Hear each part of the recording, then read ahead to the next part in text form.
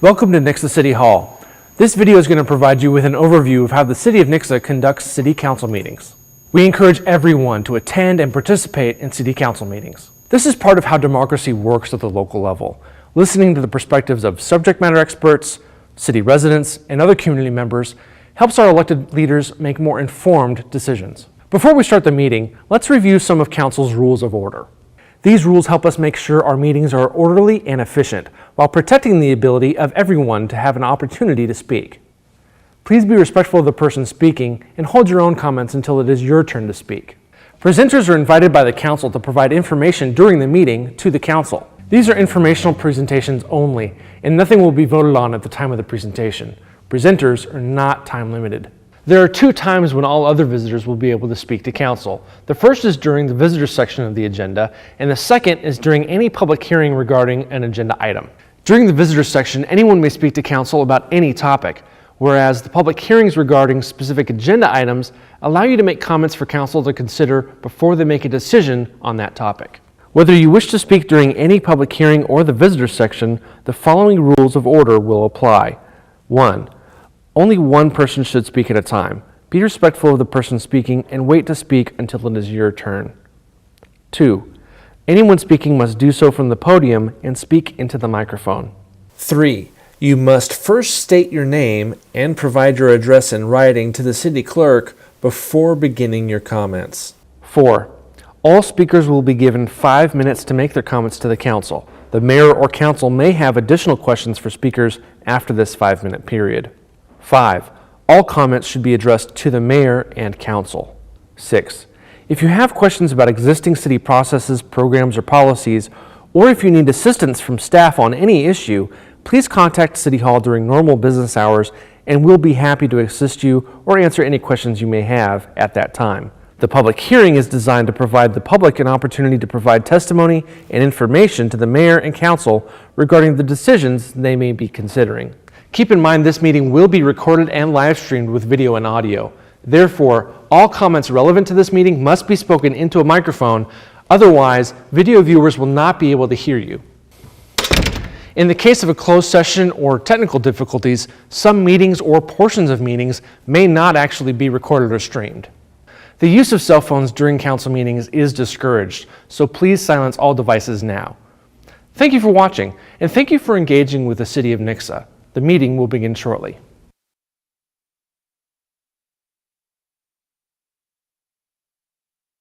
Matt Ogden. Here. Sean Lucas. Here.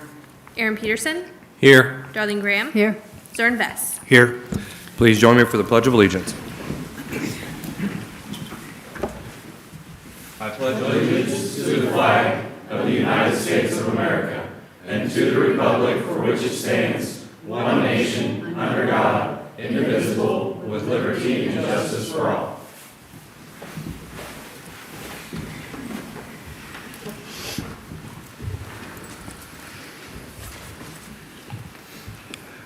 All right, I believe we're starting off with the final budget draft presentation. Okay. Good evening, Mayor and Council. You received the budget draft book with all of the detail and the contents of the budget in your packet. And so we will just kind of highlight anything that has changed from the last time we spoke about the budget as soon as Drew pulls up my PowerPoint.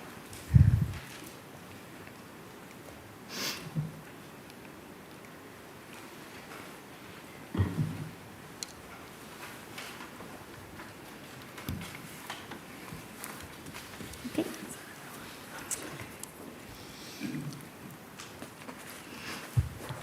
Can you just advance a slide, please?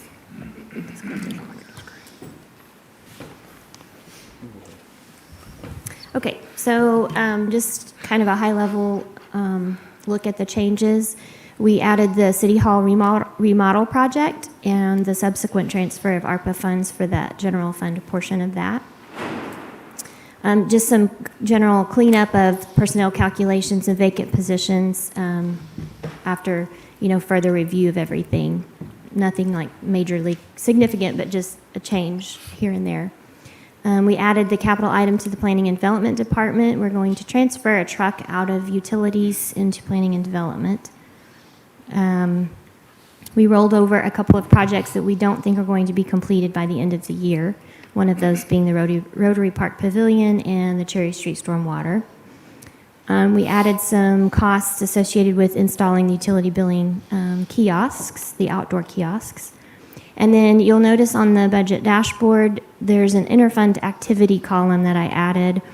This is to account for the money that we will be using from the electric fund into the general fund for the engineering costs associated with the new police building.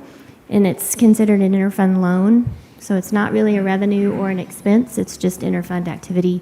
General fund will be paying that back to the electric fund when we issue bonds on that. So that's what that column is. Okay, Drew, you can advance the slide, please. So the final results of those changes, the general fund operations plus personnel plus interfund transfers as a percentage of revenue is 96.73%. In the streets fund, it's 55.52%. Water, 81.94%. Electric, 98.97%. And wastewater, 84.02%. So that's kind of the overview of what has transpired since the last time we spoke. Any major changes or changes that you as council would like to make need to be articulated at this point, this week. The first reading of this budget will be at the next council meeting. That will be to adopt it. And the public hearing will be held at that time for the public to give input. And then the second and final reading will be in December. So if we want to make any changes, this is kind of like, go for it now. So if anybody has any questions, I'd be happy to try to answer them. Any questions?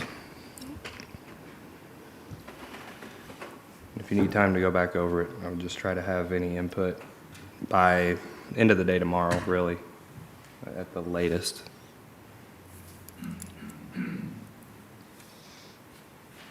Nothing else? Okay, thank you. Thank you.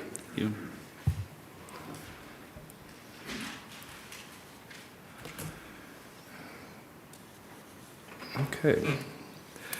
Moving on to presentations. Did have the Nixa Area Chamber of Commerce here tonight, so want to actually let them come up and speak during the presentations. We always love updates from the chamber. So Whitney, it's all you. Good evening, Mayor and Council. Can you hear me? Is this normal? Pull it up. Sorry. Doesn't sound like, oh, there it is. There it is. Like I can hear myself, but it doesn't sound like anybody else can. I just want to take a minute. I hadn't yet been able to talk to you all since I've taken this position. I was here a couple of meetings ago to kind of get my feet wet and feel out the council meeting. But I thought I'd just take a couple minutes, let you know kind of how things are going with the Chamber of Commerce. I took over at the end of July, so a lot of the big events were already kind of completed for 2023 when I took over. But I just want to let everyone know kind of where we're at and moving into 2024. We're excited. We're already planning Nixpo, which is a huge exposition for all of our businesses here. It highlights all of our businesses, kind of puts them in front of the community. We are starting the committee for Sucker Days, which everyone knows what that is. That is just a huge project that brings together so many different elements of the city to be able to pull it off. And the Chamber's already been working very well with the city and with other leadership in the city to be able to start that project on the right foot. We have had ribbon cuttings nearly every week since I've taken over. So while there's been a lot of change in the Chamber, and I think some people have been a little nervous about where things are going, I'm very happy to report that businesses are responding to the direction that we're going in. They're joining committees, they're volunteering, and we are gearing up and getting ready to bring all of the wonderful events that we've had in the past through the Chamber. So Nixpo's happening, Sucker Days is happening. We're supporting the other entities in the city who like the Hero Run. We love helping out with any group or organization that's going to bring people together in our city, we love supporting those. And of course, doing the events that we ourselves plan. And so going into 2024, I mean, it feels like we're already in like 2027 at this point. Things go so fast, right? But I didn't want this year to end without being able to stand in front of you, and I'm sure I will again, obviously before the year ends, but I didn't want to get too far into this without letting everyone know kind of where we're at and where we're going. And that businesses are responding. We have great feedback from our business owners, and open door policy of the chamber. If something's going on, they come in, they talk to us, and it's been going very well. So we're excited about it, we're excited where we're going, and we're excited with the partnership we've been having with the city and the schools. I feel like there's a partnership with everybody when you're a chamber member, right? But it's been going really well. Anybody have any questions about anything so far? Easy peasy. I think that was less than a minute, so thank you so much for your time. Thank you. Okay. Moving forward to the Ellen Street Stormwater presentation. You want me to start my hair? Yes, please.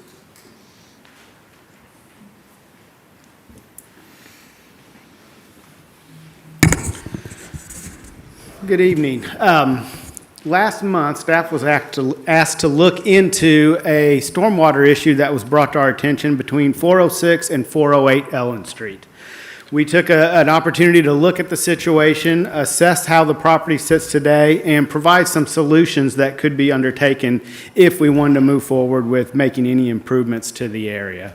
First off, what we needed to do was take a look at the history of the property and the time in which it was originally built. This is part of the original Wasson Place subdivision, which was designed and constructed in the late 80s. March of 87 was when it was constructed. The biggest thing to note in this situation is that it is not designed, nor was it constructed to meet our existing or current stormwater regulations. In other words, this was an overland design. It had a much less stringent design requirement. At the time, the city was designing under a 10-year storm event, whereas today we operate under the 1% probability event or a 100-year storm. So there is a drastic difference between a subdivision that has been constructed within the last 15 years versus a subdivision that was constructed in the late 80s. So, Drew, if I could get you to scroll down to, I believe, the second picture. It'll show how, right there. No, second one, sorry. Second page I meant. Yeah, perfect. This is the stormwater conveyance system that is in place between the homes currently. Again, it was designed to meet the 10-year storm, which at the time required that a curb and gutter be used as the main source of stormwater conveyance. Once that stormwater reached a certain volume, breaks in the curb were provided with a conveyance system to transfer the water between properties. Drainage easements were not provided at that time. It was not ever intended for the city to own, operate, or maintain that system in between the houses. Once it left the street, it became a property owner's requirement to provide the maintenance and upkeep necessary to keep that water flowing between the properties. So there were no restrictions, nor have there ever been any restrictions in what is placed between the homes. And as you can see, there are some obstructions that are in place. There are some fences that have been constructed, a small pony wall there to the right with a driveway extension. All that creates an impediment to that stormwater flow where it can't adequately flow between the street and the homes that are existing. But again, there's no requirement against that right now because there is not a drainage easement. It is not part of the conveyance system. So from there, we started looking at what could be done to address the situation. And we first looked at the fall. Right now, that water comes off of Ellen Street, flows between the homes of 406 and 408. The Baptist church behind that you can see in the picture, once it transfers through those 2 yards, it gets into a kind of a semi-drainage system that flows through the detention basin that's provided for the church, as well as some of the surrounding areas that flow to that area, including this one. In order to accommodate any improvements, we first check grade. Grade would not allow for any underground storming of the stormwater pipe to be installed. There is not enough fall to allow for the daylight of a pipe. So we had to back up and start looking at what improvements could be made on the overland side to address the situation and help it. In looking at the solution, the best and only real means of fixing the situation, which would not 100% solve the situation, but would improve it drastically, would be first to remove the obstructions that have been placed in the way, i.e. the fences and the walls, regrade the area to create adequate fall, widen out and channelize that ditch between the homes to allow for that water to safely flow from Ellen Street back to the church. There's also some areas that would need to be addressed along the church parking lot to safely get it into the stormwater detention basin. It gets there now, but it kind of has a little bit of a bumpy road to get there. So it would need to be addressed to get that water down through there. Now, to accomplish this, there are several alternatives that are available. One would be to have the property owners address the situation and maintain it as it was originally intended with the development of Wasson Place. The city could certainly offer assistance. We have the staffing and the ability to go out and help those property owners address it by offering our recommendations for what would be the best situation as far as the development of that ditch and removal of those obstructions. The other option or solution would be for the city to look at addressing the situation. In order to do this, we would first enlist the help of an engineer. That engineer would determine the amount of easements that would be needed. We would draft drainage easements as well as temporary construction easements that would have to be executed by the property owners to allow us to get in there and make that work and do that work that would need to be conducted on the property. That would include the removal of the obstructions and the regrading and reestablishment of grass seed, not only for the area off the street, but down to the detention basin. We would also look at redoing the concrete trickle channel that you see in the picture here. We feel we could do a better job of widening that out. All that would come at a cost of somewhere around, we're estimating around $25,000. That cost does include the improvements, but does not include any replacement of fencing. In other words, the fencing would be removed that are in the area, but we did not include prices for reestablishing fences outside that drainage easement that would be dedicated. Certainly, looking at the options available, staff does not recommend that the city undertake in the funding of the project. This is not an isolated issue throughout town. We have several areas of town that were developed prior to our existing stormwater regulations. And to start addressing those one by one would require the establishment of a stormwater utility. Currently, we do not have a stormwater utility. We do not have a source of funding to take on projects like this. So looking at the global aspect of it, staff is not in favor of taking on this project as a city project, but we are certainly available to offer the assistance to the property owners needed to help them mitigate the problem and address the flow to get a better stormwater conveyance between the homes as was originally intended with the original design of the subdivision. So those are solutions staff is offering for you as far as options for y'all to consider. The one recommendation that we would make, we would like to take the opportunity because this is a good example of an ongoing issue that is more global in nature, is that we would recommend that the city council look at adopting some regulations that would not allow for fences or other obstructions to be placed within drainage easement areas. Right now, fences can be constructed within drainage easements. However, they do create an impediment that not only harms the property owner with the fence, but has the ability to harm other areas outside of that property owner. So our one recommendation would be that from this, we look at developing some regulations that would not allow fences to be placed within any drainage easement area within the city. With that, I'd be happy to answer any questions or comments you might have. So looking at this picture right here, how wide would the drainage easement need to be? I mean, how much of the fences would you take out? I mean, do you have an idea on? I don't have a good idea, but there is not a lot of fall. It is a fairly flat area, which is why the first thing we were able to eliminate was any underground storm system. There's just not enough fall there. It was never designed to be underground, and that certainly shows in this area. As far as the width, I would anticipate that at a minimum, we would be 5 to 8 feet, possibly 10 feet wide, which would be a very gradual, shallow ditch. We're not talking about a big channel here. It would be a fairly shallow because of the grade that we have, but it would be wider in nature because of how shallow it is, or because of how, little grade we have available. Gotcha. When you said that you could provide resources for the homeowners if they would like to resolve the problem themselves, what resources are you referring to? Our staff. Our staff? Yeah, our Advice, staff. guidance? Yes. Mr. Rizal and his staff are wonderful at this. They do this for a living. They would be happy to meet with the property owners, provide some assistance and some ideas and concepts, as I've just demonstrated to you today, that could drastically improve the situation. Okay. And Mr. Lucas, just for clarification, that would be recommendations of design and things of that nature to help, but not necessarily staff time to do the work. Yes, sorry, yeah, this would just be our offering our concepts and our recommendations on what could be done if they so choose to do it.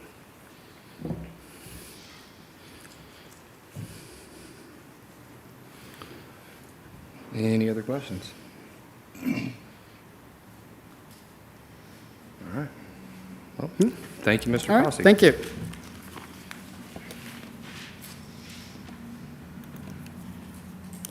And we can continue to discuss that further, what you guys would like to do. Like to look into it more, or what you want to do. All right. We will move on to our visitor section. We do have scheduled visitors tonight, so the first scheduled visitor is Jason McKinney.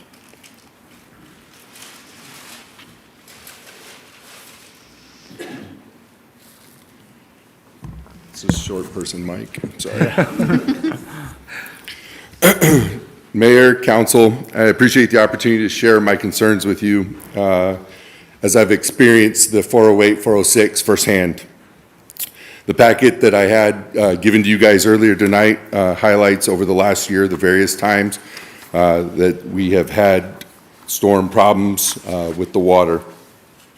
It travels this path every storm. It's not just a high flood time. The city staff report indicates the problem was approved by the city in the 1990s and is inconsistent with current standards.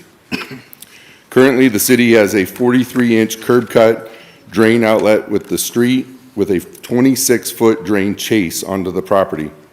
We can agree that the drainage from the neighborhood collects on the side of my house and is sent through my property, whether it was approved in the 1990s or today. This is not water generated from our properties. It is a city stormwater issue. It appears from existing improvements approved by the city that it was anticipated a large volume of water would flow through this route as evidenced by the short concrete chase, then dump into the backyard. In the various pictures provided, in the various pictures provided taken throughout the year, the pictures of the damage to the street, the drainage is not adequate for any storm.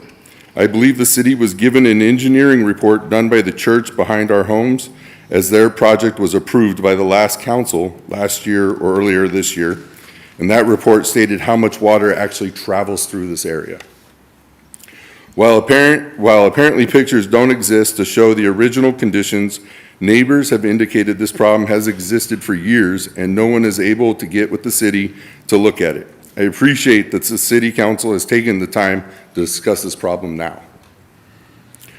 We have tried to work for mutual agreement solutions for the last year and have faced resistance. It is unfair to put the burden of the city's stormwater on one or two property owners. We need the city to take real action and not just pass the burden on to us with some sort of non-engineered planning or advice, as described in the city's report. Every other main drainage in this neighborhood, it is either made of concrete or carried all the way through a property or is underground. We are in this together, and I look forward to hearing an adequate long-term solution from the city before our street and our properties become severely damaged. Any questions for me? Question? Thank you, Mr. McKinney. Our next scheduled visitor is Courtney McKinny.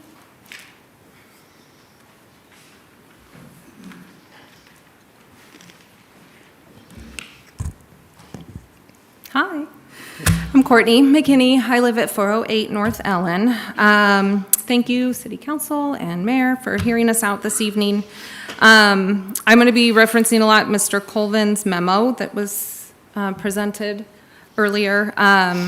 So Mr. Colvin's analysis talks about the stormwater water regulations from the 90s, that they're different than today.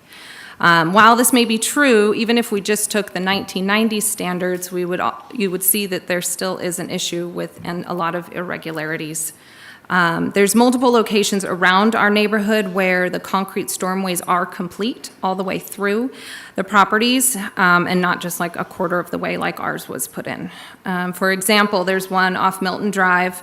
These homes were built in one of the earlier phases in like 93. And there's one that goes directly back through. It connects all the way back to their water basin collection point as well. Our home wasn't built until 1998, and that's when that went through. So it was 10 years from when the first home was built. Things obviously had changed a little bit. So I question, why wasn't our concrete way put all the way through? Like my husband said, we do have that 43-inch curb cut out with a 26-foot concrete drainage outlet that dumps all that water onto our properties. There's no other cutouts like this in our neighborhood that have just that little quarter of a way concrete. So I question again, why wasn't the stormway put all the way through on our property? And why didn't the city complete the concrete all the way back around the property into our basin that exists back there behind the church? And because they didn't complete this, we now have a 1 foot, it's about a foot deep hole, and it's about 3 feet wide, huge erosion place that takes place where that concrete ends.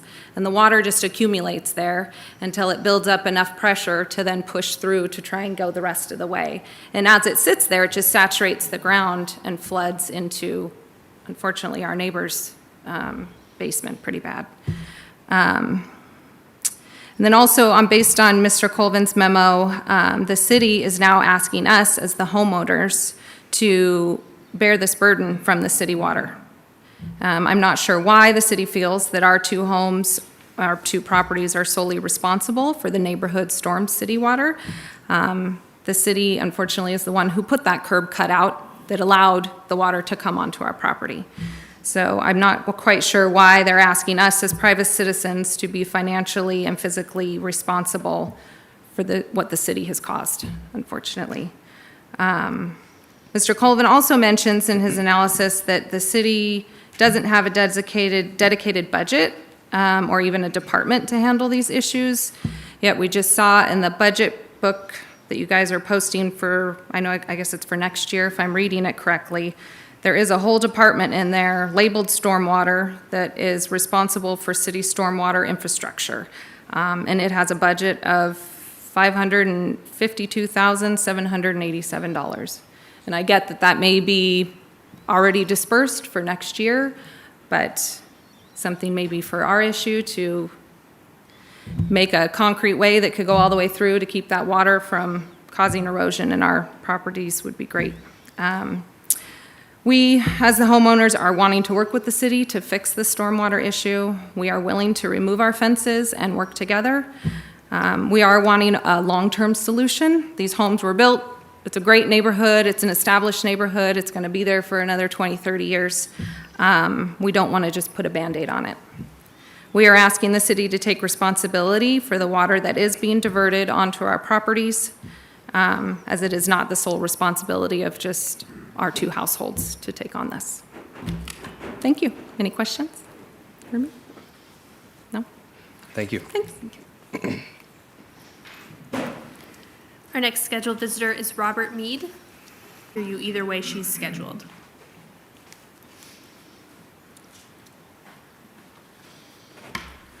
My name is Robert Mead, and this is my wife, Rhonda. We live at 406 North Ellen. We've been here once before to kind of just bring this issue to everyone's attention and asking for help again. The McKinneys, I believe, have stated things very well, better manner than we might be able to. They've taken a lot of time to research things and have the knowledge and understanding of how a lot of this works. We've lived there just about 9 years to date now. The street, the way it was constructed to begin with, if we're talking about how the property was versus other things, if you stand at the cutout in the curb where the water comes into our property, most all the streets, all three of them, that's very much a low point, and everything, all the water runs from all directions, including neighbors across the streets that have pipes that come from their backyard onto the street. So we had provided to the city clerk, I don't know if the council people have been provided the pictures, the good one right on the front there of a car going through, and about a quarter of it's underwater, spraying water up that comes very close to our garage and all. So you could say when there's a hard rain, it's a problem. That's not going to happen very often. But when it can be any kind of a rain, really, and all of the water from the streets, 3 streets, comes to that point, that's the low point, and the curb cutout is there, we get it all. The mentioning of the fences, the other restrictions that maybe we have put in there that complicates it or adds to it, I don't think that's correct, because the water is going to come in on us and then go wherever from there. Our fences don't back it up to the street. It's allowed to come in on our property from the street because of all of the conditions there as they are now. Jason and Courtney made points that are very well, and we back them on it 100%. We believe that there should be a long-term solution. And again, I don't feel that we're the ones that should be required as far as the cost to correct something that is a city issue. We spend money here, we pay our taxes here, we've been here for a long time. My wife's a nurse. I've had a business, a small LLC business for 20 years. And now when we ask for help, there's a lot of other things happening, a lot of other improvements going on and all, but we can't seem to get this one rectified. Council and Mayor, I'm Rhonda Me at 406 North Ellen. Again, thank you to Jason and Courtney for, thank you to Jason and Courtney for providing you with more detailed information. And yes, we've been here before. It's still a problem. The road is deteriorating. The property is deteriorating. We're looking at, is our property going to be able to sell when we're ready to downsize and move? It's created an issue for us. Yeah, and again, we had stated previously when we were here, our concern, main concern is that we weren't advised of this issue when we moved in by anyone. I'd assume you're supposed to do that in most dealings. I'm not a real estate agent or anyone to know all the rules, but if we sold it now, we would obviously admit the problem there to a realtor and all. You're supposed to do that. So I'm sure there'd be a lot of people, if it's still like it is, that we're looking at purchasing it, would walk away. So our concern is the majority of our equity at our age and everything is in our home. And so it concerns us when we see the vast amount of water. And we're not talking just a little ditch that flows some water through there. It reaches from 408, their house, to our house that deep. You could float a boat down through there easy whenever things are, there's a lot of water flowing through there. And again, it doesn't have to be a hard rain. You say, well, maybe that happens once every 5 years. It's the fact that when it rains, we get all of it funneled down in between our two properties, and it goes through the cutout in the curb, and then it goes from there. So it would seem to me like there's got to be a better, good, permanent solution that's good for the city, that's good for us, and that, where the advice and the help from the Public Works Department and for that, That's appreciated, but we need a little bit more than that, and I think we deserve a little bit more than that. And again, it is city water. We're not creating the water issue, but we are taking and having to deal with the effects of it. So that's basically our point, and we appreciate you letting us bring this before you. And we hope that maybe we'll get some good results. Thank you. Thank you, guys.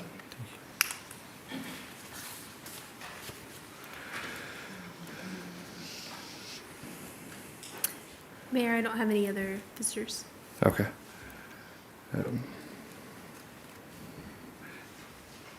Before I close the visitor section, would anyone else like to speak? I will close the visitor section.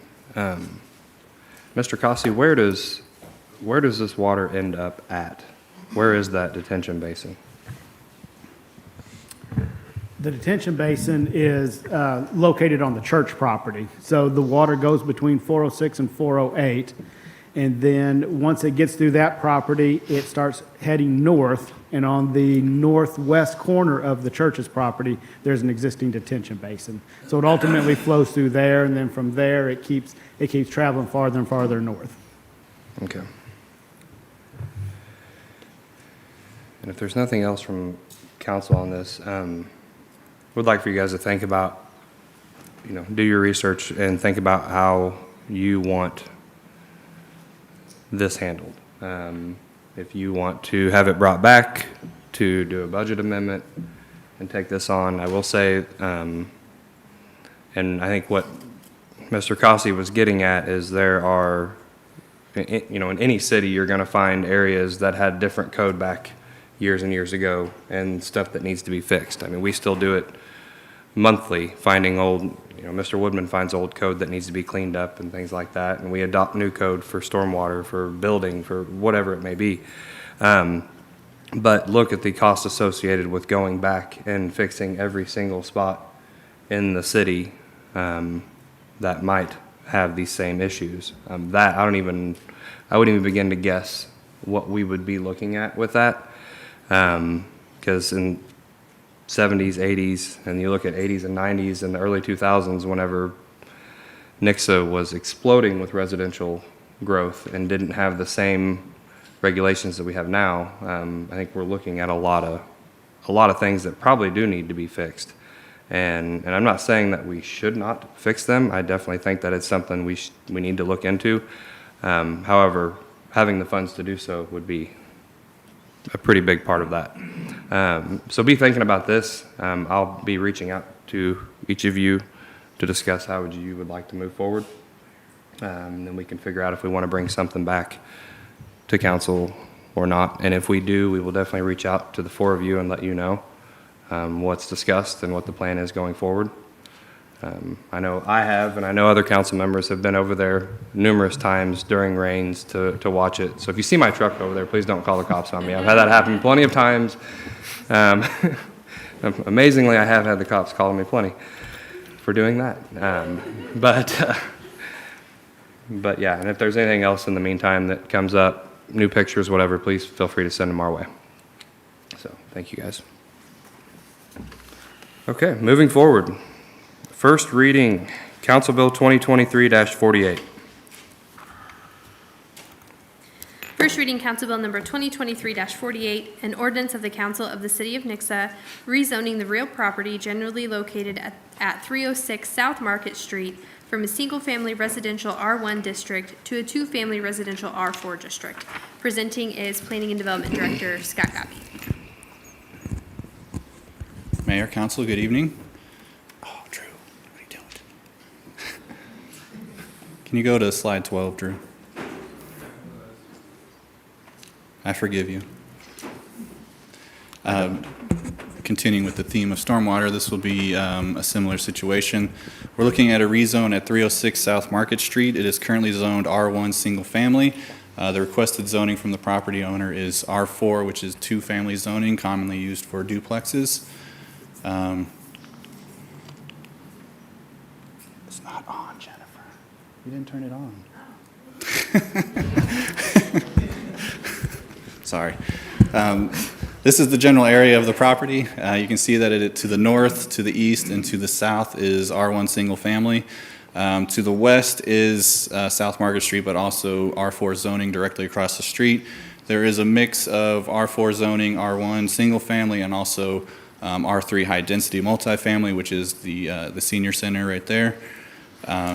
This property did have a structure on it earlier this year. It was built in 1935. The current property owner did request a demolition permit, and that structure has been since removed. All utilities within this area are of adequate size and capacity to serve a two-family structure going on this site. South Market Street is a public street. It is by definition wide enough to accommodate an emergency vehicle and then also anybody else requiring use of the street at the same time. All right, so it doesn't work, but so this area recently had a rezone to R4 zoning to the south. That those properties are under construction right now. As part of that, we required kind of a private stormwater improvement to be included in those construction plans because this area doesn't have any public stormwater infrastructure in this area. There is a sinkhole. I got it working now. There is a sinkhole behind, directly to the east of this property, behind the two houses that front on East Lynn Street. That is kind of the collection point for a lot of the stormwater in this area. When that stormwater overflows in that sinkhole, it does then cause issues on East Lynn Street, causing water to pool on there. So a condition for this property to redevelopment will be to require some type of stormwater improvement to be made on site, which will help alleviate this property's contribution to the overall issue in this area. Again, this is a much bigger issue than just one property. It's going to require a lot more work than just one property, but at least when redevelopment occurs in this area, we can require some type of private infrastructure for stormwater to help mitigate those issues. Staff does recommend approval of this rezone as the zoning does fit within the vicinity or within the other zonings within this vicinity. During the Planning and Zoning Commission meeting, we did have some residents voice their concerns about the safety of some of the residents that do enjoy walking along South Market Street. They're concerned with the additional traffic that has been generated on this street. Due to the construction on East Highway 14, this is becoming a popular cut-through for some of that traffic that's trying to avoid all that, but that is hopefully coming to an end soon. And then we did have another property owner mention that there is the stormwater issue that I just addressed. That was another big topic. You can't really tell by looking at this. He made a good point that you can't tell by looking at this map the topography of the area. So right there on East Lynn Street, it is to the low point, and then there's a sinkhole directly behind that. Everything in probably a good eighth mile, quarter mile radius does flow down into this area. So that's why if there's any redevelopment in this area, we will require some type of a private stormwater infrastructure at least to help mitigate their impact on the overall issue. So again, staff does recommend approval, and if you have any questions, I'm available. How many lots around this one are multifamily? You got the two directly across the street, which has a duplex on each lot, and then the same thing to the two on the south, right there at the bend of South Market and South Street. And then you also have the high-density multifamily behind the two R4 zoning to the west. Would it still only be the two? How many properties would go on this? It would still just be the one property, so that's a great point I forgot to mention. This lot is over 13,000 square feet. They're not looking to subdivide it at all. They're just looking to put a two-family structure on it. It does meet the minimum standards for adding a two-family structure, which would be basically 8,000 square feet, so it's well over that size. Okay. Any other questions? Thank you, Mr. Godby. Thank you. There's no other questions. I will open up the public hearing if you'd like to speak on this.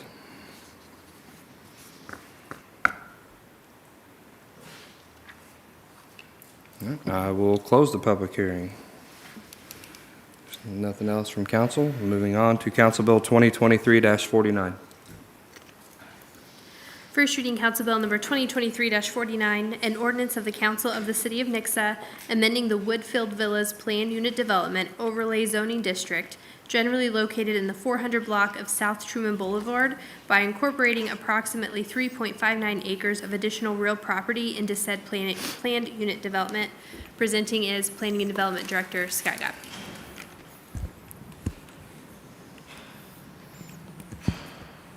Come on, one more.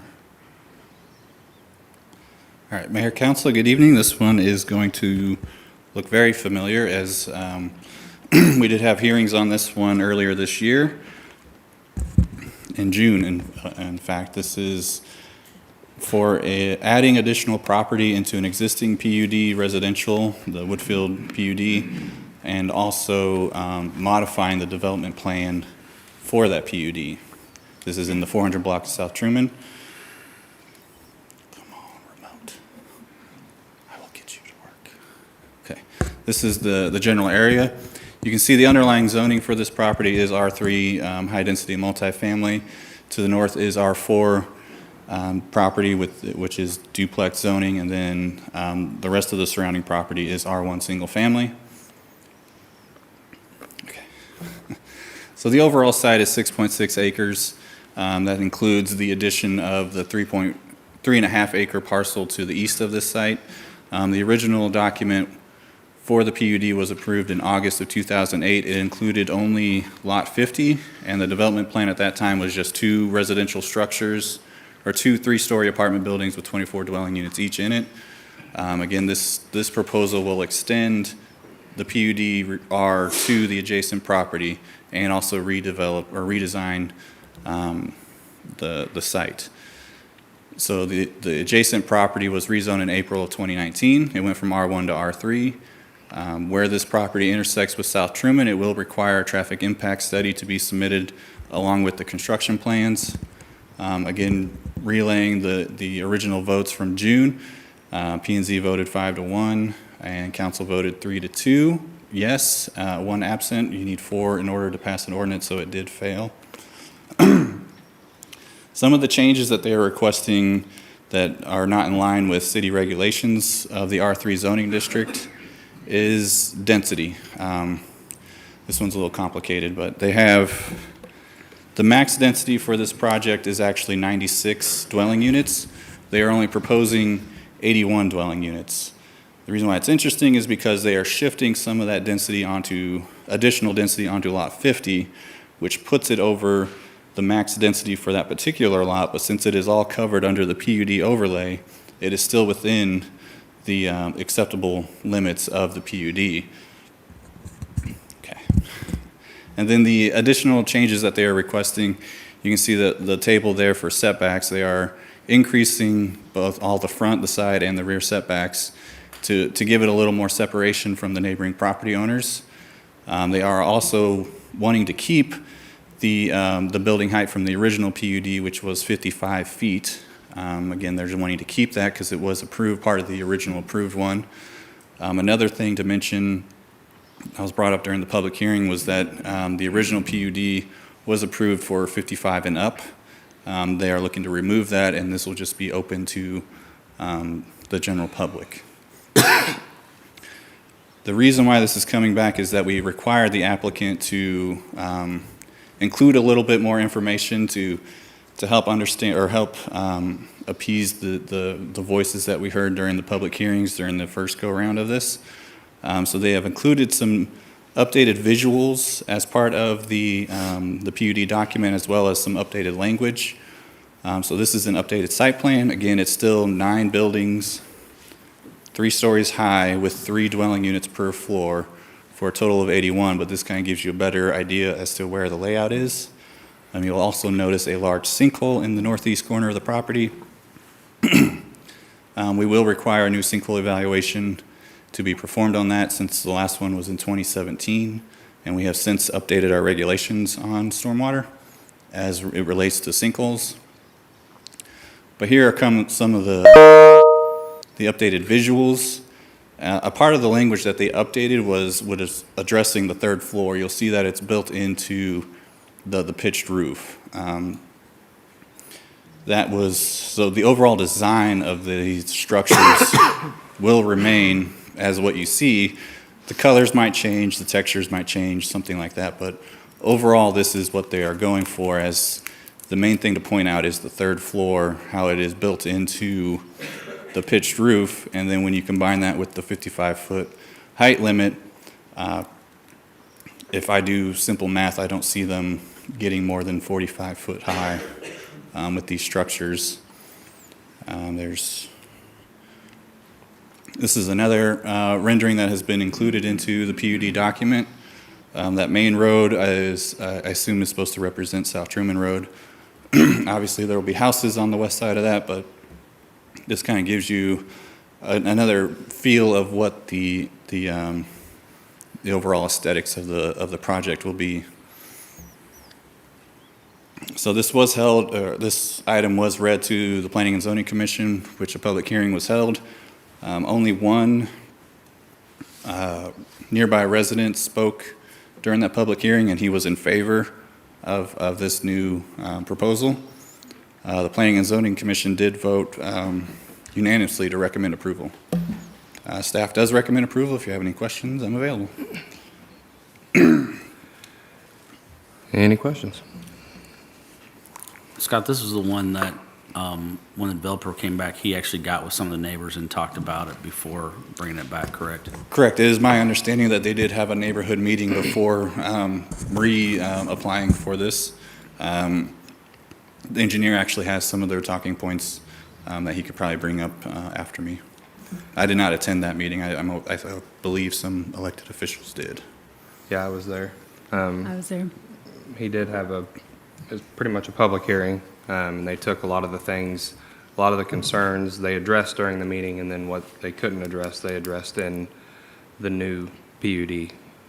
So he really did, he worked well with the neighboring community to address all those concerns. These visuals they brought to that meeting made a huge difference in the opinion of most of the people had about this process going on, because they could see what it was going to look like. And it's much better than what was going on in their heads. My head, too, for that matter. The only thing that we talked about later on was the possibility of changing the colors on it. And I know, like Jared said, it could be purple, which we don't think, but to make it a little bit more to fit in better with the neighborhood around it, which is more wood tones and stuff, which I'm pretty sure the developer said that would be not a problem. Mm-hmm.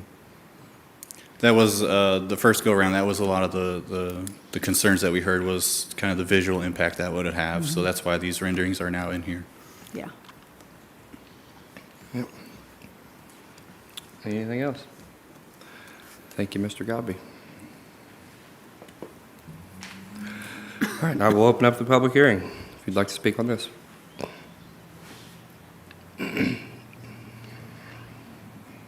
Mayor and Council, thank you for having me again. My name is Nathan Adams. I am at 3213 Southwest Bypass in Springfield.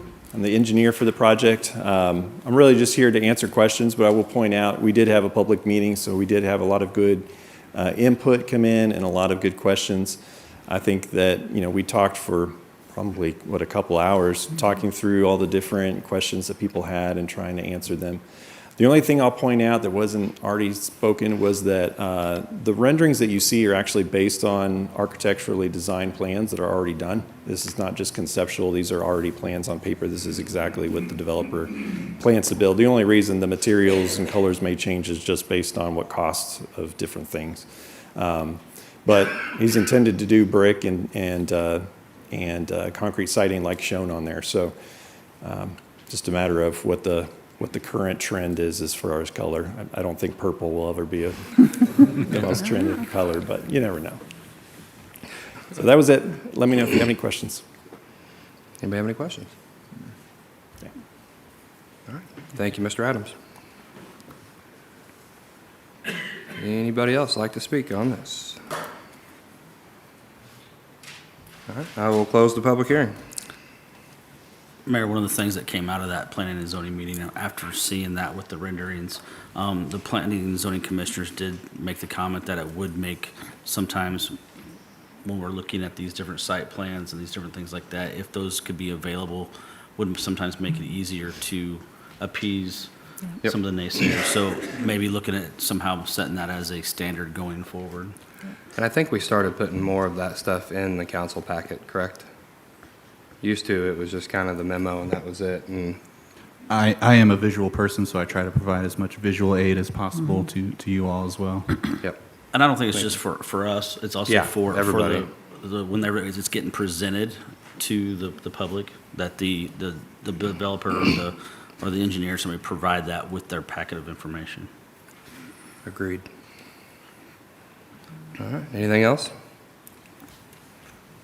Perfect. Next up, Council Bill 2023-50. First reading Council Bill number 2023-50, an ordinance of the Council of the City of Nixa rezoning the real property generally located at the southwest corner of South Gregg Road and West Care Avenue from a high-density multifamily R3 residential district to a planned unit development. Presenting is Planning and Development Director Scott Gottlieb.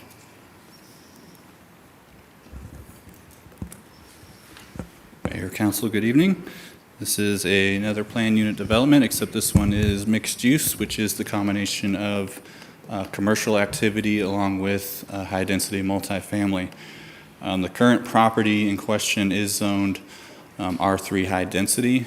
It is at the southwest corner of West Care Avenue and South Gregg Road. You can see the surrounding property to the north and to the west is high-density multifamily. To the south is R1 single-family. To the east is South Gregg Road with single-family on the other side. With this particular PUD, they are requesting an increase in max density.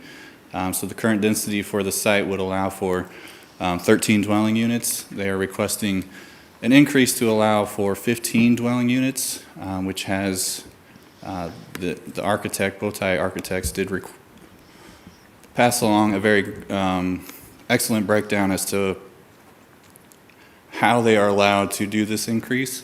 Here we go.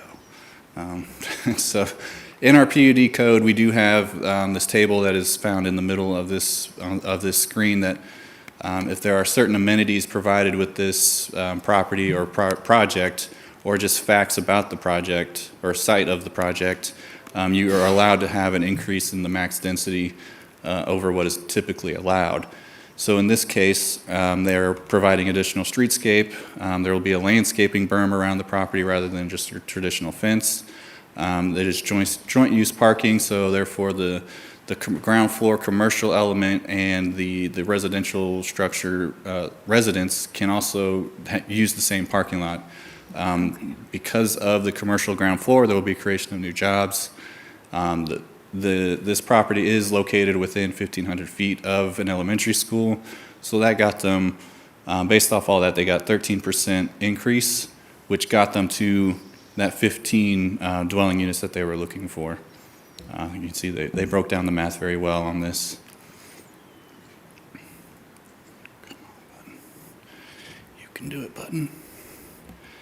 Drew, can you go back one? Thank you. So in addition to the increase in density, they are also requesting a slight increase in the max height of on the property. Typically it's 35 feet for R3 zoning district. They are requesting an increase to 40 feet. They have provided renderings of what the project will look like. If you look at the front page of the PUD document, that is an actual design of what the project's going to look like for the townhome side of things. I thought about sharing it, but again, they're not technically tied to that design, but it is far enough along in the design process that is what they're going with. I guess maybe at the next meeting I'll share all those renderings with you. Another issue on this site is the stormwater. Popular tonight. This site must conform to city standards, whether that's on-site detention, which they are not showing as part of their site plan, or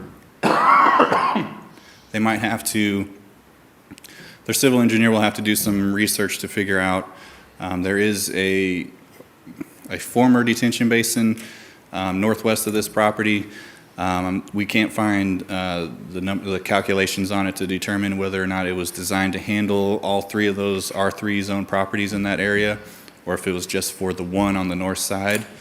So their civil engineer will have to do a little research to figure that out as to if this increased flow to that detention area will require any improvements, or if it's adequate and meets our standards. So this is the general site plan. The property will have access to West Care Avenue, which is a local road. It won't require a traffic impact study. They are also accessing South Gregg Road, which will require a traffic impact study to be performed to determine if there's any additional improvements to South Gregg that need to be made in that area. Mr. Colvin did point out after the Planning and Zoning Commission meeting that directly to the south is some overhead electric lines that we will have to figure out the best way to provide screening for those R1 properties to the south. Obviously, we don't want trees to grow up and get into those power lines, so we'll have to figure out how to get that required screening between the R1 and this PUD established in that area.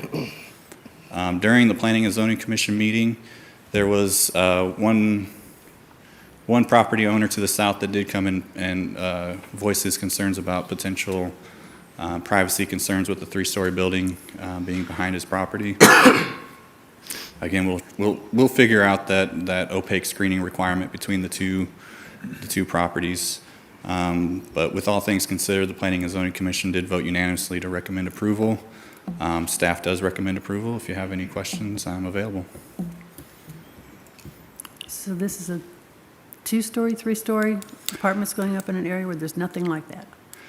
Correct. So the building on the east is a three-story structure with commercial ground floor and then 2 stories of 5 dwelling units each. And then the structure on the west side is a townhouse. The last unit on the very south is actually an apartment building.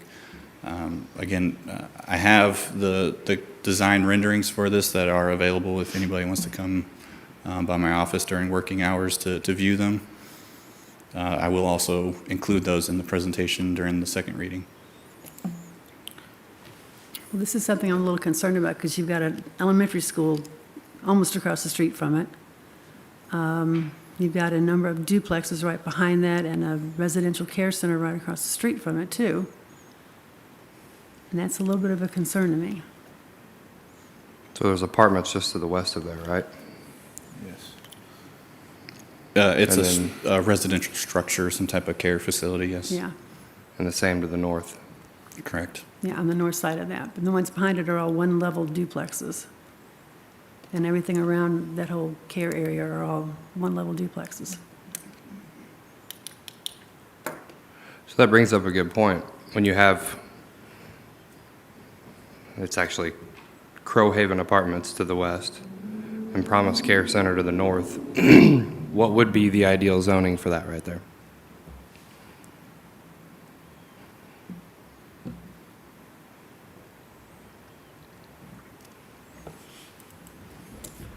I think it would be between some type of commercial or residential. Is that what you're? That's kind of what I was thinking. And this PUD gives us both commercial and residential. Yeah. The only thing commercial in that area is the gas station on the corner of Gregg and 14.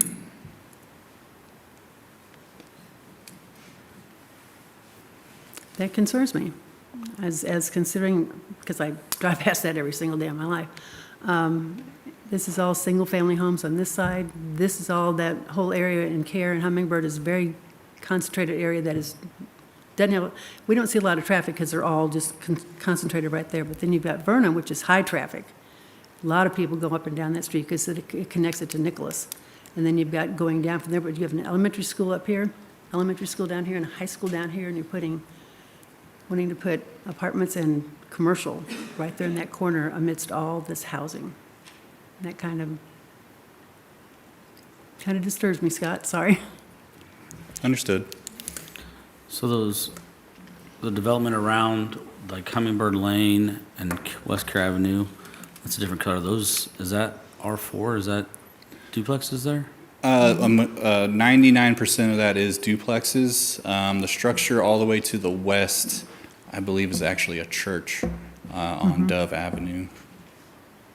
But the rest in that circle is R4 duplex structures.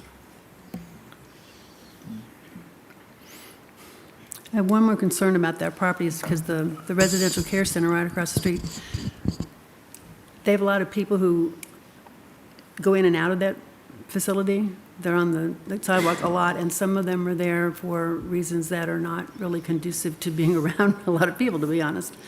I'd be concerned about them wanting to go next door to the commercial part of that and visiting those, and those people not being real happy about seeing them come in there. That may sound petty. I don't mean it to be that way. I just know when you see these people all the time outside, and I've had calls from people in the neighborhood over there from some of these people kind of wandering around, that they're concerned about that too. So I would think anyone living or having a business there might be concerned about it as well. I'm more comfortable with a person walking into a commercial than walking into a residential that may have those concerns. Agreed. I did get to see the plans. I was visiting with Scott earlier, and I just wanted to point out, because he didn't point out, probably because he was going to do it later, but there's no balconies to the south side, and it's relatively small windows. I mean, they're not small windows, but to me, I felt like they limited the viewing to the south into the neighborhood, which I thought was a nice touch that Scott pointed out. That would be good. And there's some parking there too, so I think that parking also it makes that space go even that distance further. Correct. too. So that's- it's a lot of bit of parking before you even get to the building, so it would cut the angle Right. Okay. quite a bit. And the height, there's a lot of architecture to the height that's probably not, like the windows aren't very high. There's some solar panels and stuff on the top of the roof so it was It's a very modern design, but yeah, feel free to stop by. Even the general public can stop by and view it, or they'll be presented at the next council meeting. I mean, I look at it, it's currently zoned R3, multi-family, so what we're doing is, what would be done with this is just adding a commercial piece to it. Scott, do you remember the square footage of the commercial properties? Because there was 5 of them. Let's say it was 1,300? I don't remember if they broke Sorry. that down. I would say they were pretty close. Provided commercial space is roughly 5,000 square feet gross. So then it was like 1,000 apiece then, probably? Yeah, it'll probably be about So 5 units. what we were getting, it seemed more like an office Yeah, it'll be smaller, space, maybe a low traffic. barbershop maybe or something. It wasn't really a large commercial property. Someone could just put it all together, I guess, but. Yeah, and that's another good point. They did limit the type of uses that can go in there versus what is typically allowed in our PUD MU. So it's very much restricted to medical office of some type, or just a regular professional office of some type, or I can't remember. It's very limited as to what can go in there. If you Do you remember seeing animal care? Yeah, animal care was one of them. Good memory. Better than mine right now. I didn't go in here and talk to him about this, but he was pretty excited about it. So why are they wanting to increase the height to 40 feet from 35? Just a second. So retail sales and rentals, professional service shops, office, professional, medical, and the like, and animal services. So it is very limited as to what can go in there. To address the building height, based off the elevations I saw, the increase to just 5 feet based off of how they are defining where the building height is measured is from ground level to the highest occupiable space, so it's basically to the eave of the roof structure. That's only, I think it was still under our current standard of 35 feet, but due to the pitched roof, it's going to look a lot higher, so they just wanted to cover it. So from what I can remember, the max I saw was 33 feet, somewhere in there. So again, it's just personal preference. So it's kind of like what they're putting on trim when the pitch is that way, so it needs higher. Okay. I mean, I don't know if they'd like to be held to it, but there was some stuff up there, and there was some solar panels on the building, which I thought was a nice touch. There's a lot of solar panels facing the south, obviously, so that is what faces the single families. Okay. Any other questions? Thank you, Mr. Godby. Thank you. All right, I will open up the public hearing if you would like to speak on this council bill.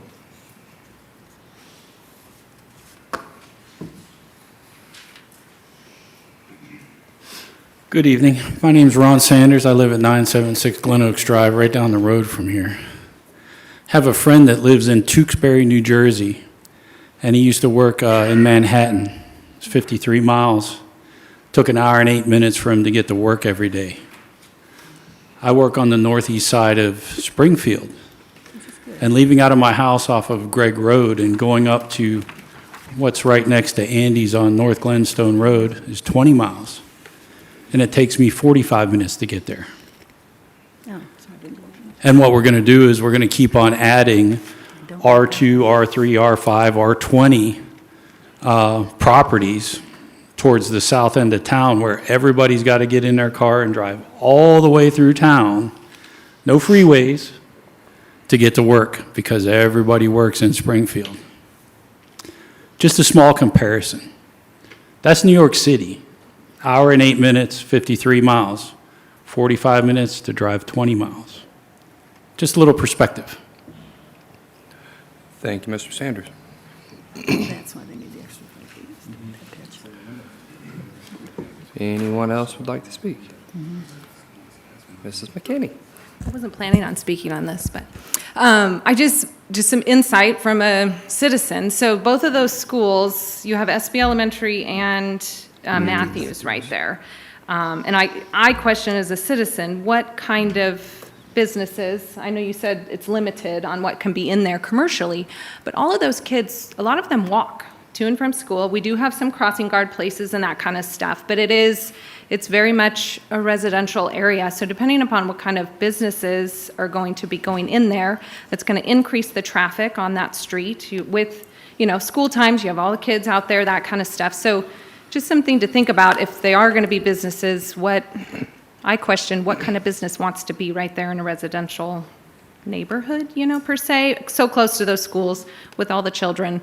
And it's an elementary too. So you have that, you have all the school buses, you have a lot of stuff going on there. So just a thought. I'm just curious. Thank you, Mrs. McKinney. All right. Anyone else would like to speak on this? If not, we will close the public hearing. Anything else from council? All right. Moving on to the resolutions portion, Resolution 2023-53. Resolution number 2023-53, a resolution of the Council of the City of Nixa authorizing the city administrator to execute a contract with Navigate Building Solutions LLC for certain professional services related to the construction of the new police department facility. Presenting is Police Chief Joe Campbell. Mayor, Council, as we move toward this construction project, we quickly realized that a project of this size and magnitude is complex and necessitates the hiring of a project management company to ensure this project is on time, it's on budget, and it's met all the proper standards. As staff, we met with consultants from Navigate Building Solutions about these services that they provide as project managers and owners' representatives.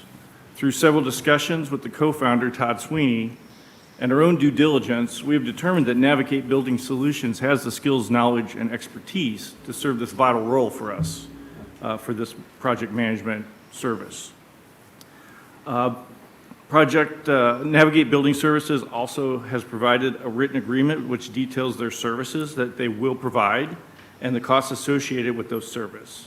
The total project costs are estimated at about $15 million, and based on that estimate, Navigate Building Solutions fees, as detailed in the agreement, would be about $165,000, along with a monthly fee of about $16,300 for an anticipated project timeline of 14 months. Now, the important thing to remember is that monthly fee of $16,300 would not be instituted during the design phase, which we believe will take about 12 months, and that's the part that we're getting ready to enter into. This agreement also states that the amount of service cannot exceed $400,000. Because Navigate Building Solutions participates in a national cooperative purchasing agreement, the staff can bring this recommendation to enter into this contract by resolution rather than a formalized bid procedure per city purchasing policy. The contract has been reviewed by Mr. Woodman, and he has approved that, and staff makes the recommendation that we enter into this agreement with Navigate Building Solutions. Do you have any questions? Anybody have any questions? I will tell you, I didn't want to sound like I was working for Navigate and trying to sell their services, but one of the benefits that I had at the MML conference was I got to meet with other mayors throughout the state and had a discussion with two of the mayors from the St. Louis area. One of them had done some projects with their police department. They did 3 projects. 2 of the projects they used Navigate, and one of them they didn't.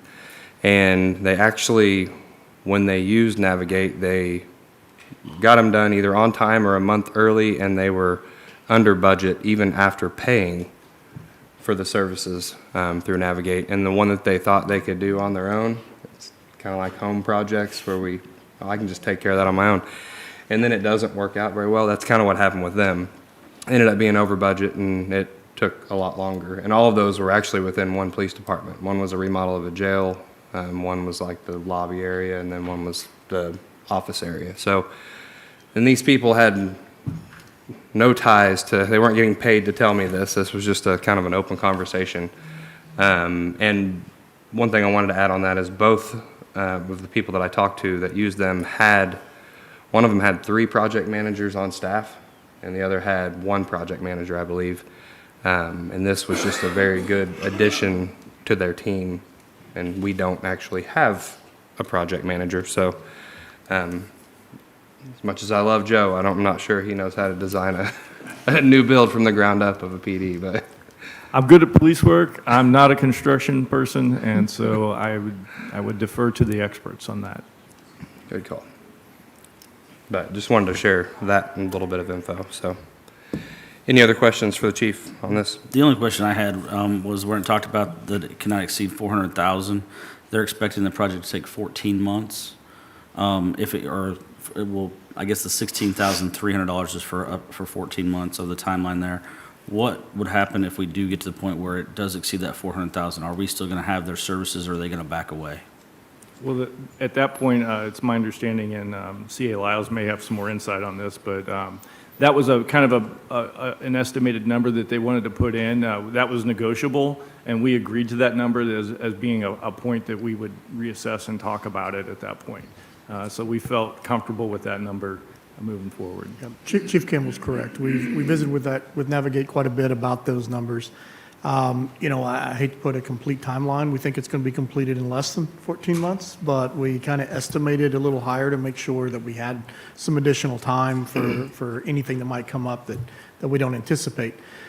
If we see that project is going to take longer than that time frame and we still need Navigate's services, we can always come back to council with another agreement to go above and beyond that 400,000. But this just kind of makes sure we put a limit on what we can spend with Navigate without having to come back to council. But there is the avenue to be able to do that if we need. Thank you. Thank you very much. Anything else? Thank you, Chief. Thank you. All right, if there's no other questions, I will open up the public hearing. If you would like to speak on this, do so at this time. And I will close the public hearing. Anything else from council? Anything else from staff? All right, I will accept the motion. I'll make the motion. I'll second. First by Mr. Ogden, second by Mr. Vest. All in favor? Aye. Those opposed? And motion passes.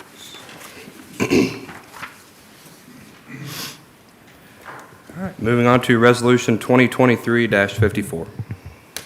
Resolution number 2023-54, a resolution of the Council of the City of Nixa authorizing the city administrator to execute a contract with Allied Services LLC, DBA Republic Services of the Ozarks, for the purpose of authorizing the same as the city's approved solid waste contractor pursuant to Chapter 22, Article 5 of the Nixa City Code. Presenting is City Administrator Jimmy Lyles. Mayor, Council, our current contract for the public services expires at the end of this year. We did go out earlier in the year and opened up a request for proposal back in June of this year, which closed at July 28th of this year. I will mention before I get too far into this that you will notice that we are now bringing the award and contract to you now instead of bringing the RFP to you up front, which is our new policy. The reason that we didn't do that in this way is because this process was actually started prior to the adoption of our new purchasing policy. So it's kind of a carryover. So you'll notice you did not see this RFP before it actually went out. So if we were to do that moving forward, you would be able to see that RFP. So I just wanted to clarify that this is under the old purchasing policy. So we did receive 3 proposals once we opened up that RFP. One from Republic Services, one from Cards, and one from Waste Corporation of Missouri.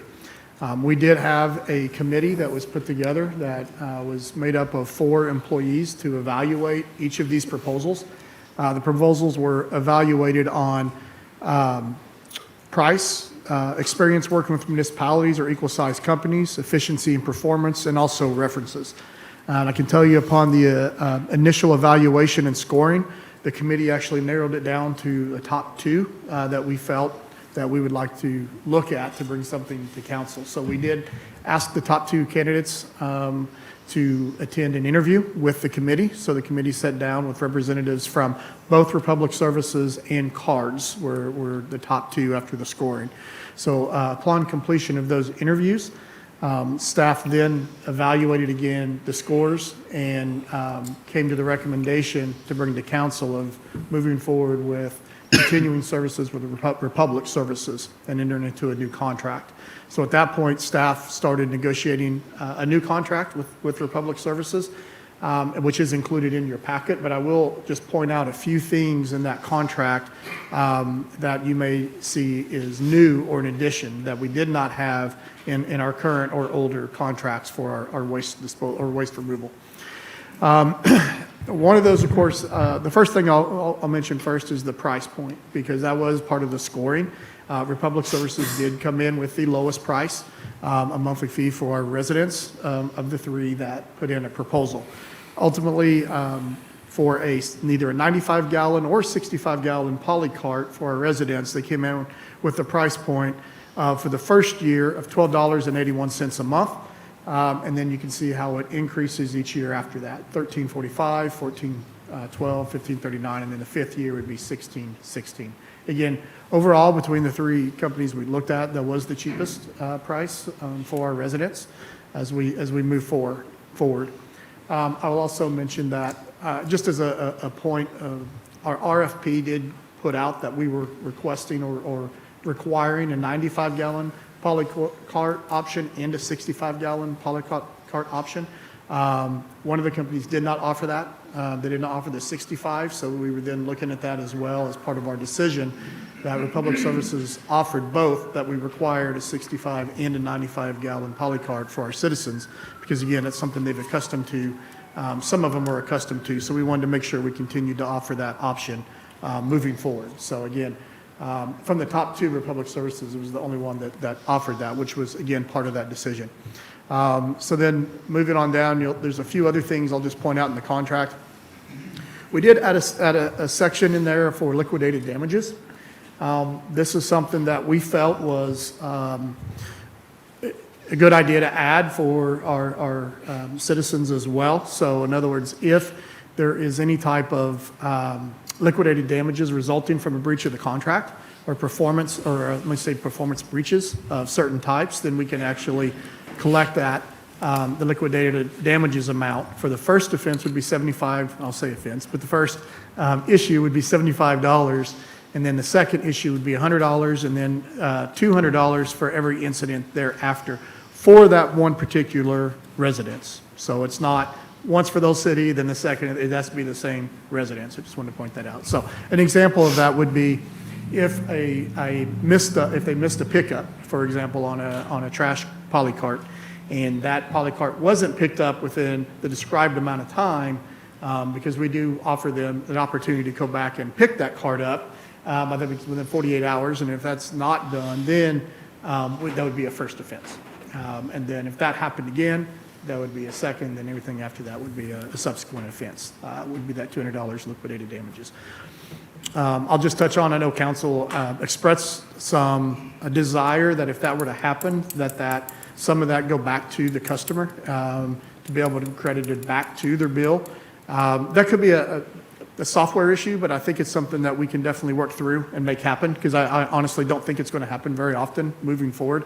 So I think it would be a rare occasion, but if we did that, we would try to make sure that we're able to credit some of that back to the customer, because they're the one that's experiencing that issue. So, and then a couple other things that we added in the contract, and I'll just kind of skip through here because I know I didn't include them all in the memo, but they are in there. So, one of the things in the contract, one of the concerns that I know we talked about, is having the ability to make a complaint directly to the contractor. They do have that. Republic Services does have that ability. They do offer a toll-free number that can be called at a call center to be able to handle those complaints. So again, I know people have been accustomed to calling the city for those complaints, and then sometimes we have to forward those on, and they kind of feel like they're getting a little bit of runaround, which we don't want. So we're streamlining that process as we move forward. Republic Services, we met with them, and they've done a very good job of talking with our staff, and we met with our staff along with them to talk about how that process will work,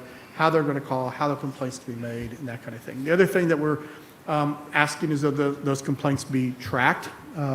So if there is a complaint that is made, they're going to track those and report those to myself or the city administrator. I think it's biannually, but I can ask for those at any time. If we see an issue, I can ask for that, and they'll provide that to us so we can keep track of how many complaints that may be received. A couple other things is let me switch pages here. We added a section on customer service to make sure that they respond to residents of the city in a responsive and friendly and customer service manner, as well as, and I already mentioned the log issue. We also included again in the contract the same services that we did have before. They will be providing a cleanup service for some of our big events.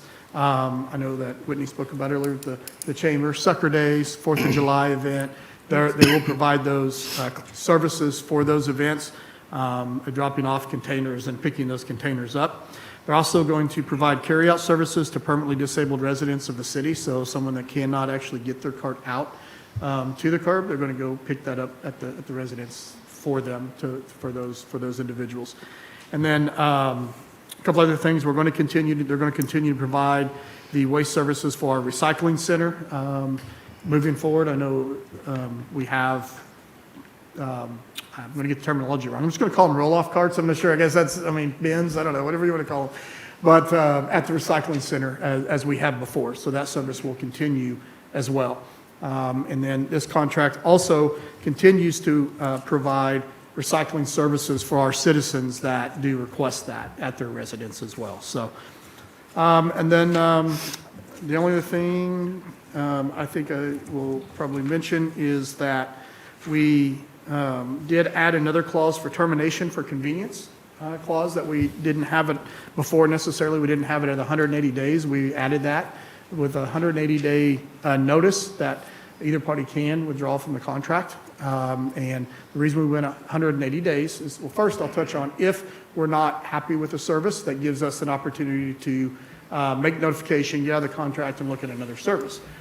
We did 180 days because I think that's fair to both the city and the contractor, because they have to have time to make the appropriate plans, and so does the city. We have to be able to have time to go out and look for another contractor, that kind of thing. So we did add that into the contract as well to give us that opportunity. And so that kind of touches the contract, but I'll just kind of wrap up because I want to be very upfront about the fact that, we all know that Republic Services did experience some issues, over the last 6 months to 9 months or so. I know you've received some of those complaints. I know staff's received some of those complaints.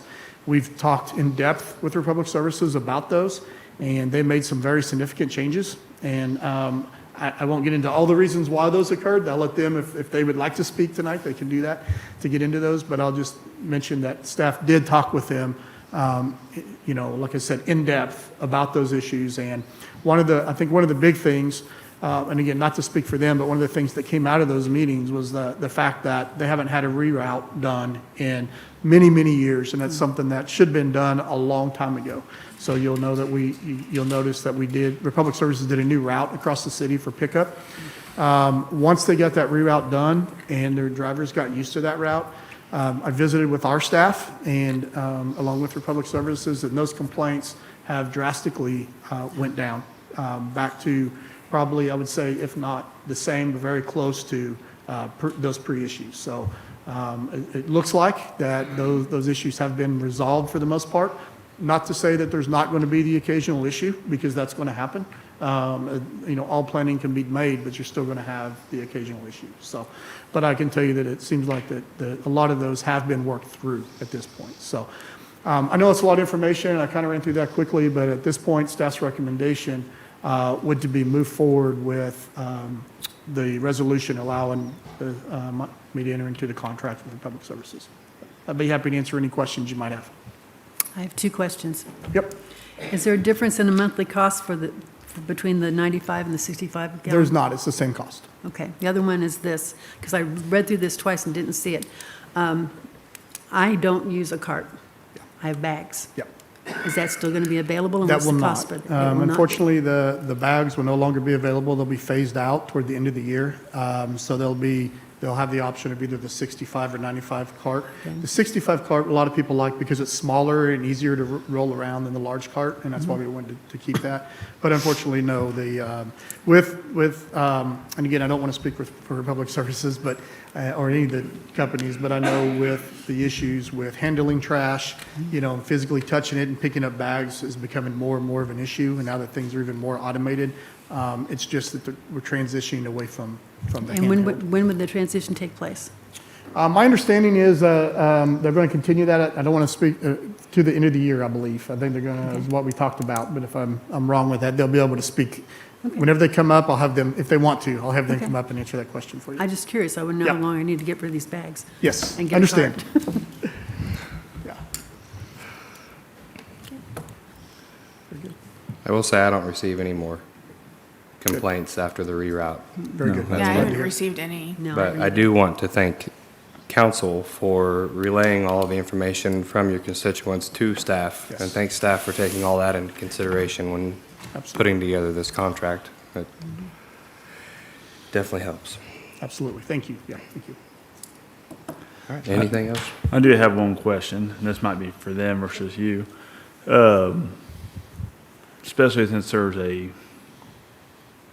$7,500, $200 fee for miss, do they have a way to track that the driver takes pictures when they pick it up or they miss one? So we Yeah. don't have So, he said, she said. Yeah, absolutely. It's a great question. We did talk with them about that, and they do have the ability now to mark that. I think they can go in more detail, but they do have, I believe it's as simple as maybe even an iPad or type in their vehicle that they're able to mark that location and or take a picture of that. Because without, and I did have this conversation with them, without any evidence to say that the person didn't have the card out there, I'm going to err on the side of the system. And thank you, I knocked it off. I'm going to err on the side of the system. You did it again. Timed out. Stay on. Speaking of I'm errors. going to err on the side of the citizen. So now, if they have if they have documentation or proof that the cart wasn't out and it was just the citizen didn't put it out, then that's not on them. That's on whoever the resident is. Right. Yeah. But they can, again, if they want to talk about that more, they can. Yeah. All right. Any other questions? Thank you. Thank you, Mr. Laws. All right, I will open up the public hearing if you would like to speak on this. Mr. Sanders. Whenever I first heard about the $75, $100, $200 punishments, I guess you could call them, fines or whatever, first I was like, yeah, that's a great thing to put in the contract because, we'll keep the contractor on point and everything. But then I started thinking about how the contractor picks up everything. You know, you can stack a whole, trash can worth of trash on top of the trash can, and they'll come so long as they can balance it and get it put up in there, they'll take it. You can have shower rods and wood sticking all the way up and have the lid halfway open and everything and stuff sticking out, and they always take it. You know, now if we start putting those on there, are we gonna get to the tit for tat thing where they'll have the pictures of the lid that's like a 1/4 inch open because the bag wasn't shoved down in enough and they refused to pick it up because the lid wasn't closed, you know?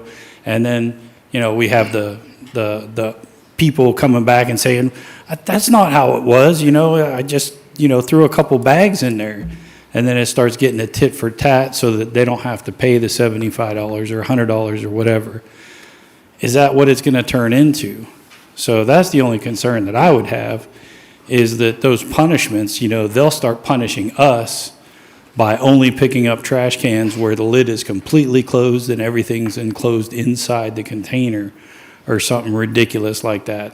Look into the contract a little bit further and see if that's the case. In that case, then I would rather see maybe a $10 fine or a $25 fine instead of $75, $100, and $200, you know, because then maybe they wouldn't be so apt to be tit for tat, you know. But that's scary. And it is in the contract. They're still doing large items, correct? Yes, we're still doing one large item. Okay. I believe it's, I'll have to go back and look, a week, I think, or a month. A week, I believe, yeah. One large item a week. They do have to call ahead, the citizen does it, because sometimes those large items takes more than one employee to load, obviously, Yeah. so they need some notification. But we will still do that, but there is not the availability for people to stack trash bags outside of the container, you know, and expect those to be picked up. So they have to be inside a container, so that is correct, other than the large item that is called in ahead of time. But I don't think that, and I can, again, I can let them express that, but whether or not a lid's closed, to me, doesn't factor into whether or not it's in the container or not, so.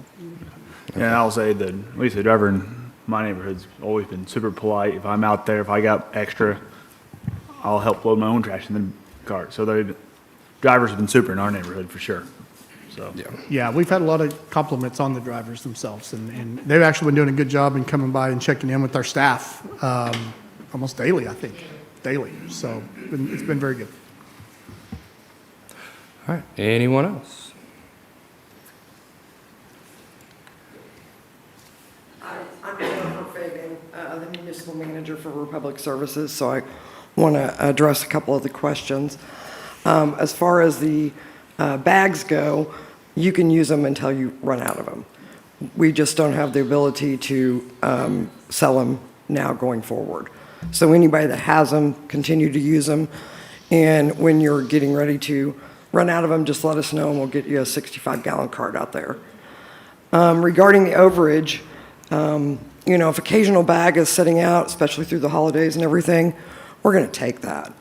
But it is in the agreement that it is cart contents only, but there is the availability to order a second cart.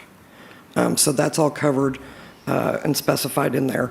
We do have tablets like Mr. Lyles was referring to, and they can take a picture or what we call NTOs, which means no trash out. And they will funnel that back to our logistics analysts, and they'll be making notes and stuff for those occasional times when somebody forgets to put it out. Was there anything else that? I don't think so. I have one question. What about damaged bins? I mean, like I know like mine has a big crack in it right now, but is that part of also? Yes, we will provide all the maintenance for the containers, or we will replace it. Okay. You just need to call the customer service line and let us know. Okay. And we'll get that out there. Want to make sure that was still covered. So you just call Jennifer and ask her to give you a new bin? Yeah, I need a new bin in my house. I'll come pick it up in my car. What do you think the time frame is? Because I know in certain areas you guys do have cameras on the trucks and that monitor all that. What do you think the time frame is before that technology is in this area? It is in progress as we speak. Cool. You know, they're working through the kinks and everything, but we've always had the ability for the driver to radio in or call in and let logistics analysts know. Perfect. And I want to thank everybody for your support and everything through this process. As Mr. Lyles pointed out, the reroute was really important to us. The other benefit is now all the citizens have their recycling and their trash on the same day. So it'll stay that way going forward. Awesome. Anything else from council? Thank you. Okay, thank you. All right, if anyone else would like to speak on this, I will close the public hearing. Anything else from council? Anything else from staff? I will accept a motion. So made. First by Mr. Peterson, second by Ms. Graham. All in favor? Aye. Those opposed? Motion passes. All right, moving on to Resolution 2023-55. Resolution 2023-55, a resolution of the Council of the City of Nixa amending the city's personnel code by modifying Policy 7.1.3, Policy 7.1.6, and Policy 7.1.7 for the purpose of adding Christmas Eve as a recognized city holiday and modifying provisions related to vacation and sick leave accrual for city employees. Presenting is Amanda Hunsucker, Human Resources Manager. Yay. Good evening. As you know, in early 2023, we hired CBIZ to do a complete salary and benefits compensation study. During the process, CBIZ had some recommendations on how to improve our benefits in relation to leave accruals. And as Becca just mentioned, we would like to increase our sick leave by 16 hours per year for a total of 96 accrued hours per year for sick leave, effective 1/1 of '24. Increase vacation leave for employees that have been here for 20 years or more by 40 hours.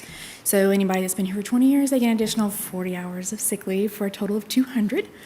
We'd like that to be effective 1/1 of '24. And then Christmas Eve, we'd like to add an additional holiday, effective immediately. Say yes. So yeah, do y'all have any questions? That's what we would like to do, so. I know it's going to be some work for some people, and it affects some of our payouts and things, but we've increased and modified those to compensate for that. I do have a question for that. So like this year, Christmas Eve is on a Sunday, correct? If we're given an additional holiday, and that falls on the weekend like that, and Christmas is on a Monday? Yes. Friday. So when do they close? That is a fantastic question. If you read my memo, it says the CA will make that decision for us. So it will actually fall on a Friday this year. Yep. No takes backs. So what we're looking at this year is Friday for Christmas Eve and Monday for Christmas Day. I will mention that it has kind of been tradition for the city for many, many years to give all employees a half a day on Christmas Eve, and provided with there's a Christmas or a lunch meeting that also provides a lunch for all the employees for Christmas. So, and I'll just be honest, there's not a whole lot of work gets done on that day when we only work a half a day and we spend half a day getting ready for the lunch. So one of the things we heard back from the employees as well is that they would rather have the day off. So this year we would like to give them Christmas Eve and then we'll give them Christmas Day, both of those moving forward. Now, and speaking with the mayor would like to go ahead and offer a Christmas, not to speak for you, but you would like to offer go ahead and offer a Christmas lunch the day before that, maybe this year on a Thursday. That would be a come and go kind of thing, not to where we close down the city or have everybody come over. But on their lunch break, we have food available. The employees can come and get that and still be provided some type of lunch. So that would be something that we would have to, we would probably pay for that ourselves. We'll probably be asking council and maybe leadership to pitch in for that. So to help out with those costs, but it's something that we would take care of. To answer your question, I went back and forth on several things on how to do that because this would be the only holiday really that falls.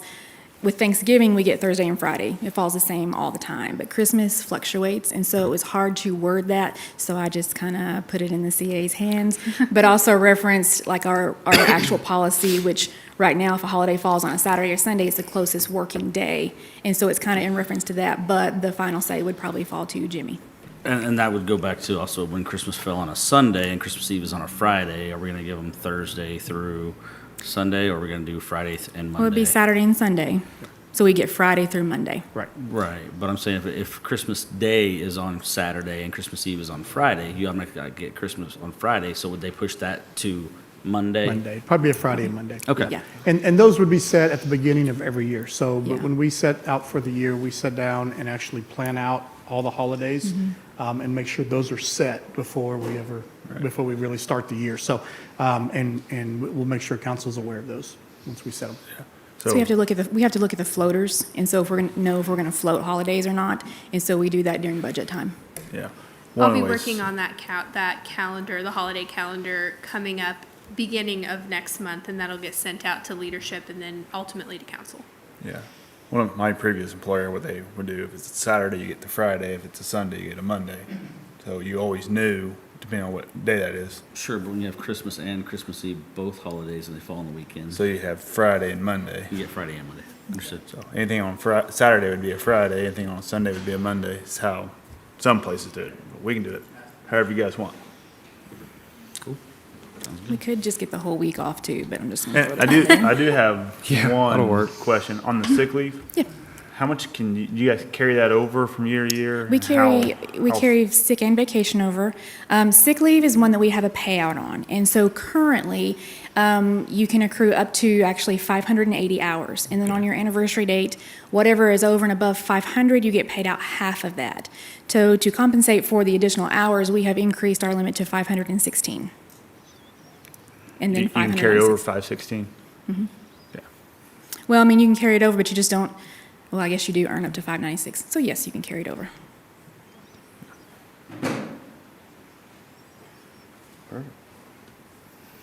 Any other questions? I wish you were always this happy when you came up to talk to me. Should have noticed I something am about for time the off, most because part, that's thank Amanda's you. favorite. She does like the time It's off. the first time she's liked me for 2 solid weeks. It's been great. I'm not going to say I'm just telling. Thank you. All right, I will open up the public hearing if you would like to speak on this. And no, you can't come back up, Amanda. All right, we will close the public hearing. Anything else from council? Anything else from staff? I will accept the motion. I'll make the motion. Second. First by Mr. Ogden, second by Mr. Lucas. All in favor? Aye. Those opposed? Perfect, thank you, thank you. I did want to get an update on utility billing, everything that's going on over in that department. I'm still received a couple complaints, but it's definitely dwindling down, which is good. Yep, absolutely. Be happy to do that. First, I'll touch on just a couple of things, and that is that if you saw recently in the media, there's been a couple of stories about the utility billing in the city of Nixa. And I'll touch on one of those that I think aired last week, I think while I was on vacation, that talked about a citizen that was saying that their bill was 10 to 20 times higher for sewer than typically. Or water, I'm sorry, water, I got those backwards. So water than water usage than typical. So there was a story that aired. Honestly, that story was not factual. There was a lot of misrepresentations within that story, just to be honest. There was not really any, I will just say that some of the statements and some of the quotes that was used from staff were taken out of context and placed into that story. And it really didn't take into account the actual customer, because we weren't aware of who the customer was that was making that complaint. So we didn't really have the opportunity to investigate that to even see what the issue was. Turns out there's a lot more to the story than we all know, and I won't necessarily get into the specifics of an individual customer, but I just wanted to point out that that story wasn't completely factual, and I would be happy to visit with any of council about that as well. And I can tell you that Mr. Douglas has reached out to that outlet and made that known, and made those concerns known to that outlet as well.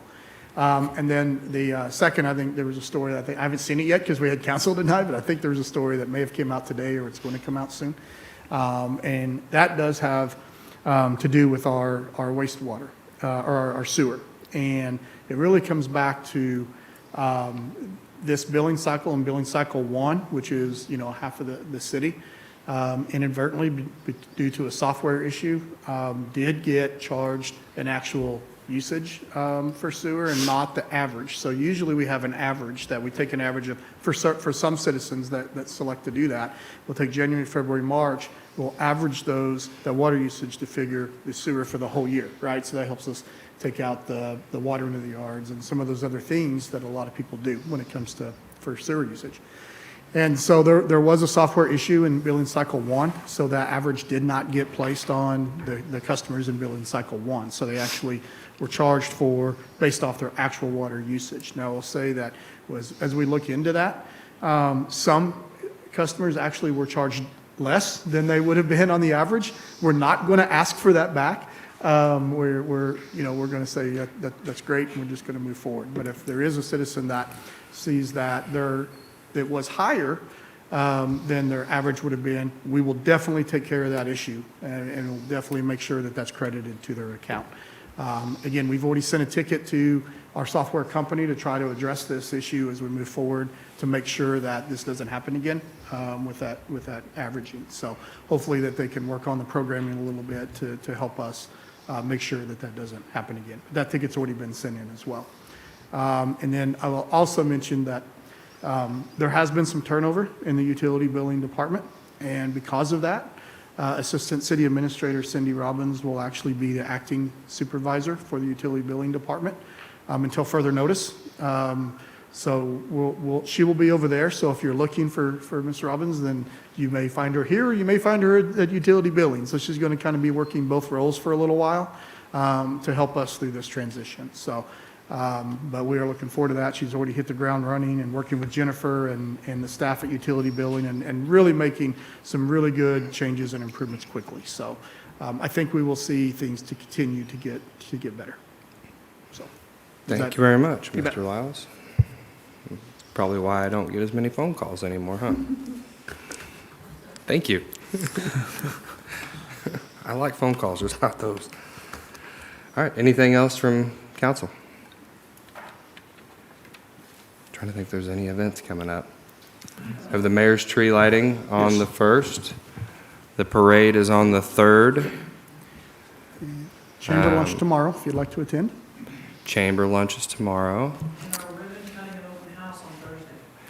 Yes. And I'll say that in the mics so the people online. The ribbon cutting and open house for the new chamber will be Thursday? 4:30? 4 to 6. 4 to 6, okay. Great. The ribbon cutting happens at 4:30. I read it. Promptly. See? All right. And Darlene's granddaughter did amazing in Wizard of Oz, so She did. I hope everyone got a chance to go see that. She looks just like me, doesn't she? Sure. Yeah. We'll get you flying through the air too, like she was. City Hall will be closed next Thursday and Friday for Thanksgiving. What? Will it? Have to help Amanda out. Okay. All right. Well, if nothing else, meeting adjourned. Thank you all.